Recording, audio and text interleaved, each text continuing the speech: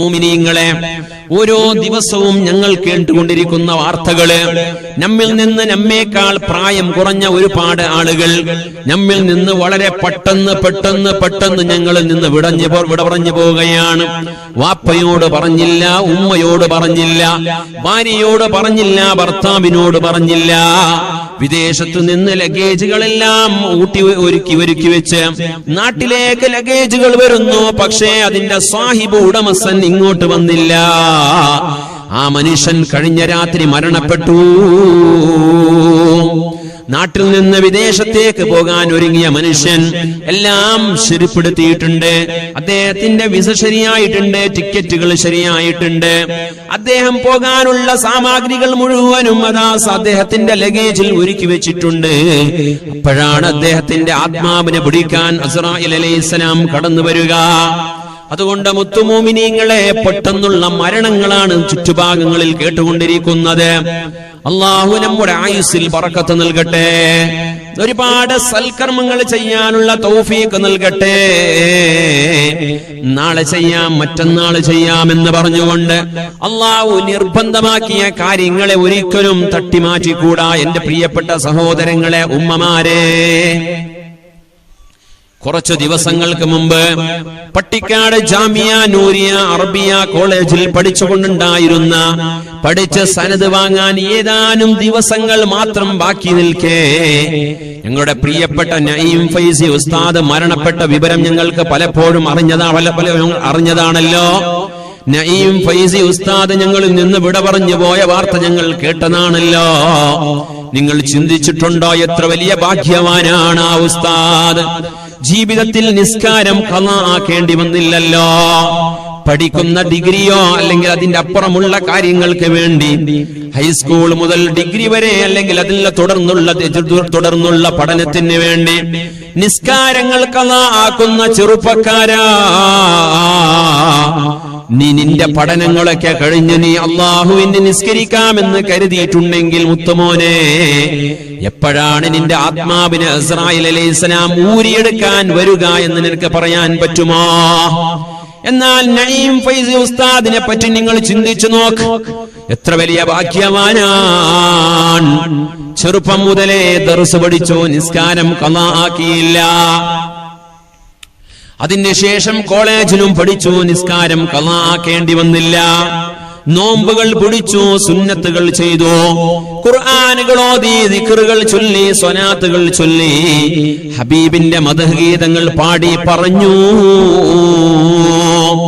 ഇങ്ങനെ ഒരുപാട് സൽക്കർമ്മങ്ങളുമായി ചെറിയ പ്രായത്തിൽ നിന്ന് നമ്മിൽ നിന്ന് വിട പറഞ്ഞു പോയ നഈം ഫൈസി പോലെ ഉസ്താദിനെ പോലെയുള്ള എത്രയോ ആളുകൾ, എത്രയോ പണ്ഡിത മഹത്തുക്കള്, എത്രയോ മുതഅല്ലിമീങ്ങൾ, എത്രയോ ഉസ്താദന്മാർ, ആലിമീങ്ങള്, അവരെ പറ്റി നമ്മൾ ചിന്തിച്ചിട്ടുണ്ടോ? മുത്തുമോമിനീങ്ങളെ, നീ എപ്പോഴാ നിസ്കാരം ഖളാ ആക്കിയത്? എപ്പോ മുതലാ നിസ്കാരം നിനക്ക് നഷ്ടപ്പെടാൻ തുടങ്ങിയത്?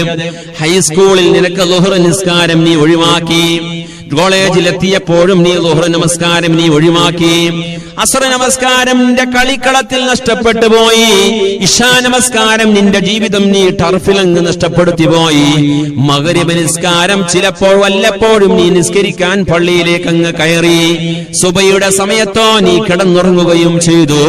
അള്ളാഹു നിർബന്ധമാക്കിയ നിസ്കാരങ്ങൾ ഒഴിവാക്കി നാളെ നിസ്കരിക്കാം, മറ്റന്നാൾ നിസ്കരിക്കാം, മറ്റന്നാൾ എന്ന് നീ ഒരുക്കി വെച്ചിട്ടുണ്ടെങ്കിൽ, നീക്കി വെച്ചിട്ടുണ്ടെങ്കിൽ എന്റെ മുത്തുമോമിനെ, ചെറുപ്പക്കാരാ, നിന്റെ പഠനം നിർത്തുമ്പോ നിന്റെ അടുക്കലേക്ക് ആത്മാവിനെ പിടിക്കാൻ അസ്രായിൽ വരികയാണെങ്കിൽ നിനക്ക് പിന്നെ നിസ്കരിക്കാൻ സമയമുണ്ടോ?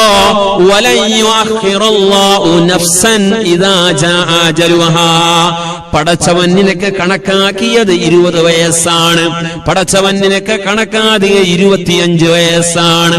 എങ്കിൽ നിനക്ക് അള്ളാഹുവിനോട്, അസ്രായിലിനോട് പറയാൻ പറ്റുമോ, ഞാൻ ഇന്ന് വരെ നിസ്കാരം കൃത്യതയോടുകൂടി നിർവഹിക്കാൻ കഴിഞ്ഞിട്ടില്ല, ഒരുപാട് സുബ്ഹി നഷ്ടപ്പെട്ടു പോയി, ളുഹ്ർ നഷ്ടപ്പെട്ടു പോയി, അസ്ർ നഷ്ടപ്പെട്ടു പോയി, മഗ്രിബും ഇശാവും നഷ്ടപ്പെട്ടു പോയി, ഇനി ഒരല്പ ദിവസമെങ്കിലും ഞാൻ കൃത്യമായി ചെയ്യട്ടെ എന്ന് പറഞ്ഞുകൊണ്ട് അസ്രായിൽ അലൈഹിസ്സലാമിനെ മടക്കി അയക്കാൻ പറ്റുമോ? ഇല്ല. അതുകൊണ്ട് എന്റെ മുത്തു മോമിനീങ്ങളെ, ചെറുപ്പക്കാരെ, ചുറ്റുഭാഗങ്ങളിൽ മരണവാർത്തകൾ കേൾക്കുമ്പോ ചിന്തിക്കണേ, മനസ്സിലാക്കണേ. 2025 പുതിയ ജീവിതം ഞങ്ങളിലേക്ക് കടന്നു വരുമ്പോ ഞാനും നിങ്ങളും മാറേണ്ട സമയമാണ്. കലണ്ടർ മാത്രമല്ല മാറ്റിയത്, എന്റെയും നിങ്ങളുടെയും ജീവിതം മാറ്റണം. മുത്തു മോമിനീങ്ങളെ, അള്ളാഹുവിലേക്ക് നാം അടുക്കണം.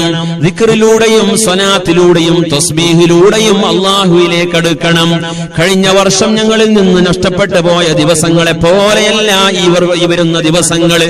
കാരണം കഴിഞ്ഞ വർഷത്തിനേക്കാളും നാം ഖബറിലേക്ക് ഒരു മുഴം അല്ലെങ്കിൽ അതിനേക്കാളും ഞങ്ങൾ അടുത്തിരിക്കുകയാണ്. നമ്മുടെ ആയുസ്സിൽ നിന്ന് നാം ഒരൽപ്പം കൂടി ഖബറിലേക്ക് അടുത്തു വെച്ചിരിക്കുകയാണ്. അതുകൊണ്ട് നന്നാകാനുള്ള അവസരം നാം പാഴാക്കി കളയരുത്. നിർബന്ധമായ നിസ്കാരങ്ങൾ മുഴുവനും നാം ചെയ്യണം. സുന്നത്തായ കർമ്മങ്ങൾ പരമാവധി ചെയ്യണം. ഇത് റജബ് മാസമാ. എന്തിനാണ് റജബ് എന്ന് പറയുന്നതെന്നറിയോ? അള്ളാഹുവിനെ ഓർക്കാൻ, അള്ളാഹുവിലേക്ക് അടുക്കാൻ, പടച്ചവനിലേക്ക് അള്ളാഹുവിലേക്ക് അടുത്ത് ഞങ്ങളുടെ ദോഷങ്ങളൊന്ന് പൊറുപ്പിക്കാൻ വേണ്ടി. എന്റെ പ്രിയപ്പെട്ട സഹോദരങ്ങളെ, തയ്യാറാകണേ. അള്ളാഹു നമുക്ക് ആ ഭാഗ്യം നൽകി അനുഗ്രഹിക്കട്ടെ.